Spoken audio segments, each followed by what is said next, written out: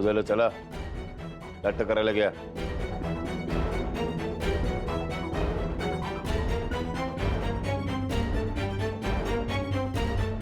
रेणुका,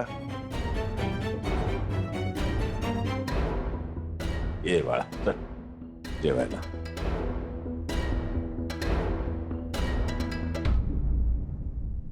ताई, तुम्हाला द्यायचंय ना ताट तर द्या तुम्ही. म्हणजे माझं तसं काही नाही हो, पण द्यायच्या आधी थोडा विचार करा.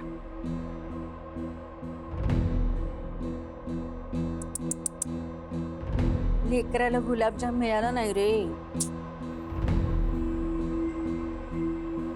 माधवी, मावशी एक विचारू? राधे, विचार की बाळा, विचार ना. श्रीमंताचं जेवण श्रीमंत झाल्यावर खाता येतं का खाल्ल्यावर श्रीमंत होता येतं?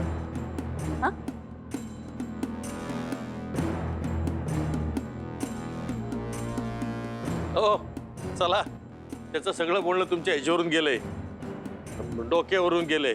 चला जेवायला चला.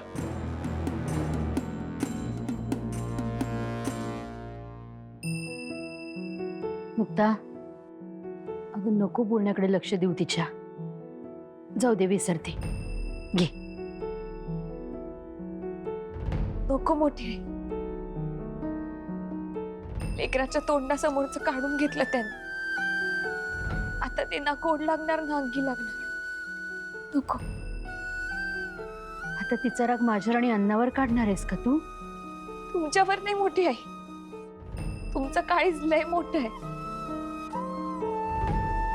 तुमच्या काळजाचा तत्कुर जरी इतरांचा असतं तरी या घरात भुकेचा अपमान कधीच झाला नसतं. गजा, जा अण्णांना सांग मी येते भात लावायला. सांगतो ते. जा.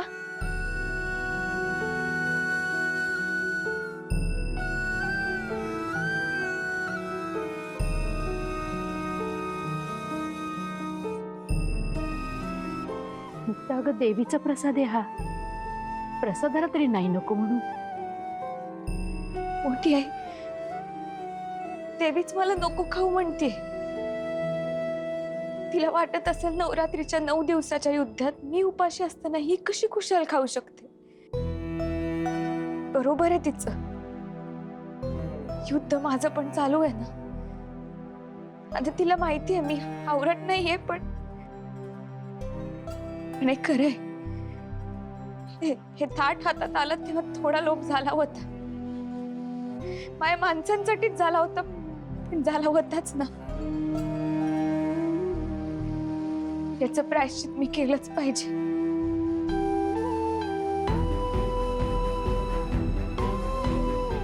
आता आईसारखं मी पण उपास करणार.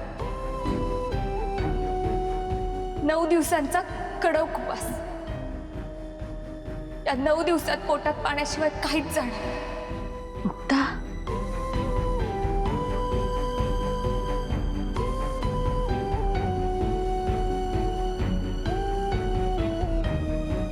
का त्रास करून घेतेस तू स्वतःला एवढा? 9 दिवस उपाशी राहणं सोपं नाहीये, अवघड आहे अगं. उलट अजिबात अवघड नाहीये. आमच्यात कित्येकदा असं उपास घडतच असते आणि त्याला देवाचं नाव लावलं की भूकच लागत नाही. दिवस सहज निघून जातो.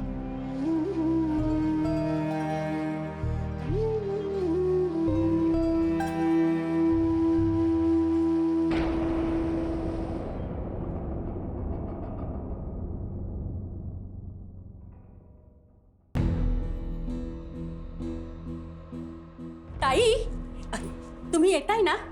रावदादांना तुम्ही वाढल्याशिवाय जेवण जात नाही आणि सगळ्यांना इतक्या भुका लागल्यात ना. 5 मिनिट उशीर झाला तर इतक्या भुका लागल्यात का सगळ्यांना? मुक्ता 9 दिवस उपाशी राहणार आहे.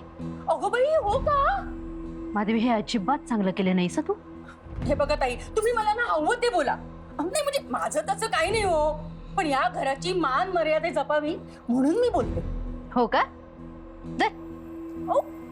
आणि आता जप जी काय मान मर्यादा जपायची ती.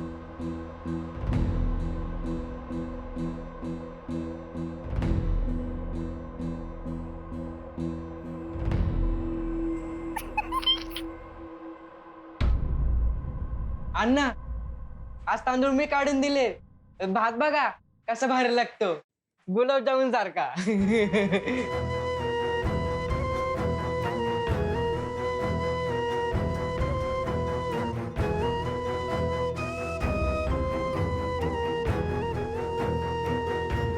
शी, तोंडाला पाणी सुटलं तुझ्या. तर घर काम करणारी बाई आहेस तू. असला हावरटपणा तुला शोभत नाही.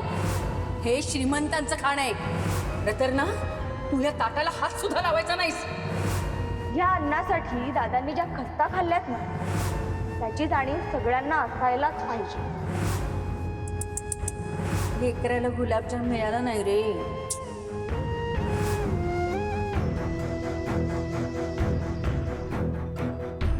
ए बस बस बस, नाहीतरी भूक नाहीच.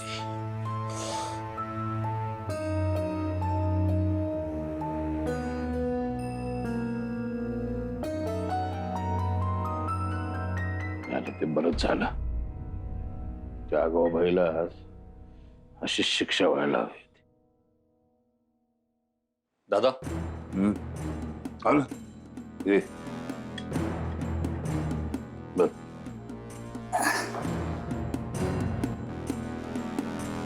दादा जरा बोलायचं होतं. अरे त्या सारंगला आधी फोन लाव. त्याला विचार कुठे आहे.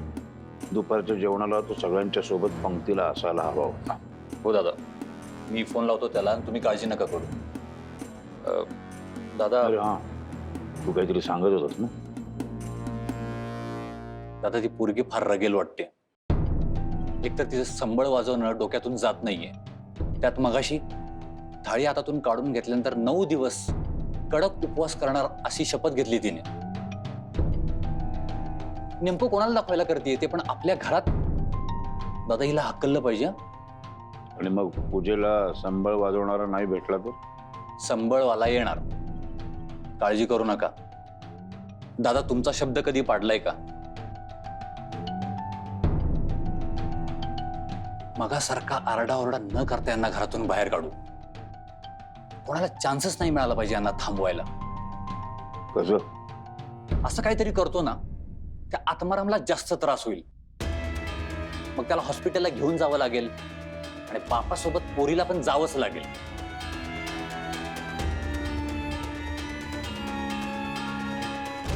दादा संबळवाला पण येणार आणि ती रगेल पोरगी आपल्या घरातनं बाहेर पण जाणार.